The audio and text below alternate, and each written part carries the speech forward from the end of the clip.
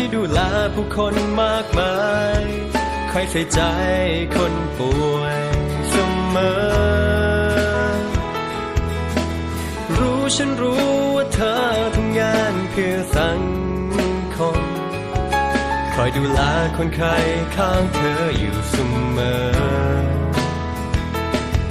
เข้าเวรเช้าบ่ายดึกอย่างนี้กินข้าวบ้างนะเธอเมื่อยไหมเธอฉันนวดให้ไหมคนดี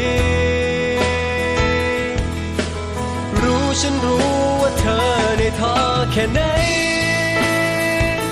แต่ถึงอย่างไรจะอยู่กับเธอตรงนี้เคียงข้างเธอจับมือเธอไว้ไม่ไปไหนจำคำสัญญาไว้ฉันรักเธอทำงานในเบิ่งไหมคิดถึงหน้าคนดีคนที่อยู่ทางนี้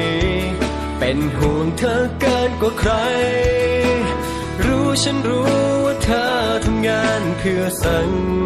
คมคอยดูแลคนไข้ข้างเธออยู่เสมอเข้าเวรเช้าบ่ายดึกอย่างนี้กินข้าวบ้างนะเธอเมื่อยไหมเธอฉันนวดให้ไหมคนดี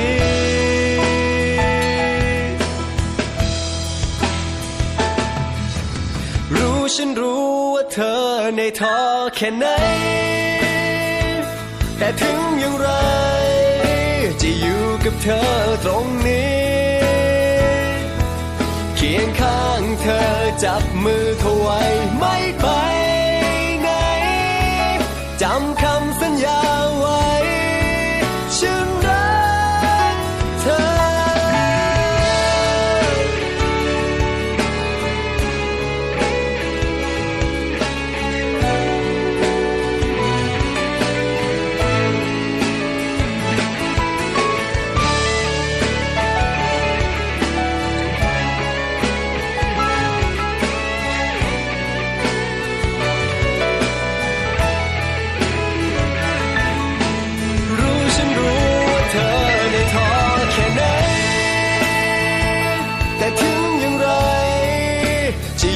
กับเธอตรงนี้